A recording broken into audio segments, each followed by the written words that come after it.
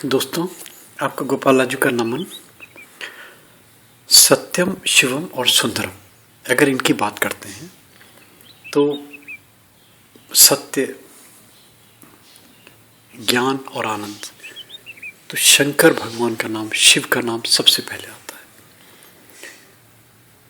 शिव यानी कि कर्पूर गौरम करुणावतारम, सब जानते हैं, ज्ञान के, योग के, वैराग्य के, भक्ति के, ध्यान के, और इन सबसे अलग आगम के, तंत्र के, मंत्र के, यंत्र के, ललित कलाओं के, वाद्य संगीत के, नृत्य के, व्याकरण के, इनके आचार्य हैं ये। आप देखिए, तंत्र बिना शिव के नहीं पूरा होता। अगर तंत्र में जाएंगे और शिव का नाम नहीं आए तो तंत्र अधूरा है।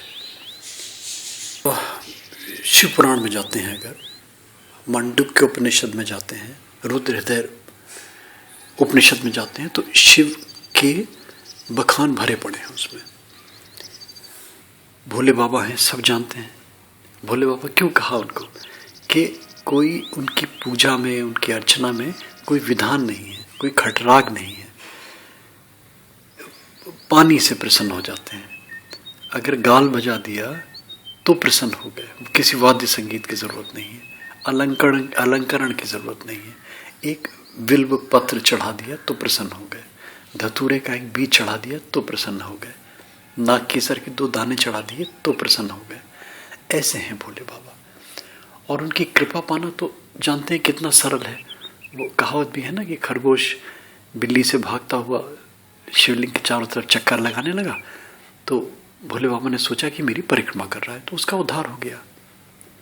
चोर घंटा चुराने के उद्देश्य से शिवलिंग पे पैर रखे ऊपर चढ़ा। भोले बाबा ने समझा कि इसने मुझे, लोग तो मुझे मुझे दंडवत प्रणाम करते हैं, स्पर्श करते हैं, इसने तो पूरे का पूरा मुझे अपने आप को समर्पित कर दिया। प्रसन्न हो गए, उसका उद्धार हो गया। तो जब ऐसे लोगों का उद्धार हो जाता है तो फिर ये दयालु कृपा भोले हम पे क्यों नहीं कृपा होगी भोले बाबा की? बहुत जल्दी कृपा होती है भोले बाबा की, बहुत ही जल्दी।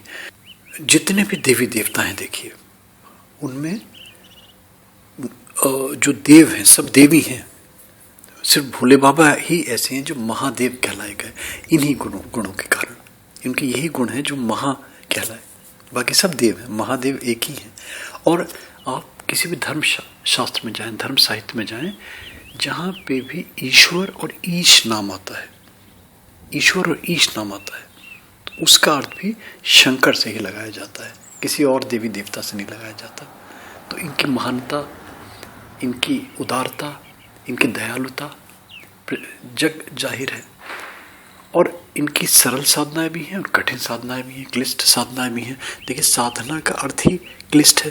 फिर अगर साधना में जाते हैं तो अपने आप को टेम्पर करना पड़ेगा। फिर नींद है, आलस्य है, भूख प्यास है, सुख है, इनका फिर त्याग करना पड़ेगा। उसके बिना तपस्या नहीं होती, उसके बिना साधना नहीं होती। तो जितना अपने आप को टेम्पर करें, जितनी आपके अंदर क्षमता है, जितने आपके अंदर कैपेसिटी है, उसके अकॉर्डिंगली अपने आप को मोटिवेट कीजिए साधनाओं में। एक सरल सी साधना बताऊं, मेरे लिए सरल ही है, मैं सरल ही कहूँगा, क्योंकि क्लिष्ट साधनाओं में कहाँ गए हैं अभी आप, कहाँ गए हैं हम लोग अभी। शिव का मंत्र ओम नमः शिवाय, ओम नमः शिवाय, ये 108 बार माला अगर करते हैं तो एक माला हो जाती है। इसकी आपको 120 माला प्रतिदिन करनी है, यानी कि 120 × 108 टाइम्स ओम नमः शिवाय मंत्र का जाप करना है, मात्र इतना। और इसका समय निश्चित किया है शास्त्रों में, रात्रि में 11 बजे से लेकर 2 बजे के मध्य।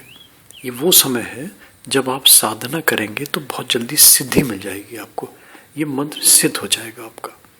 और अगर इसमें और जल्दी, इसमें त्वरित प्रभाव लेना है, इसमें कैटलिस्टिक इफेक्ट लेना है अगर आपको, तो ये साधनाएं किसी पवित्र नदी के तट पे करें और अगर पवित्र नदी में किसी में स्नान करके उसमें अपने आप को डुबो के कमर तक अगर डुबो के साधनाएं करी जाती हैं तो बहुत जल्दी फलीभूत होती हैं। पैर उसमें आप डुबा के साधनाएं कर सकते हैं, यानी कि जल का स्पर्श होता रहे और आपका मंत्र जाप होता रहे।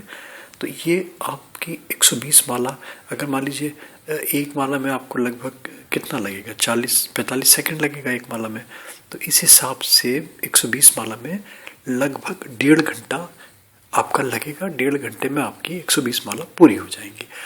मात्र इतना, कोई दिन नहीं, कोई समय नहीं, कोई भी रात चुन लीजिए, 11 बजे का समय पकड़ लीजिए, 11 से 2 सोच लीजिए कि नींद त्यागनी है, आलस से त्यागना है, और बस ये आपको श्रद्धा से करना है मंत्र।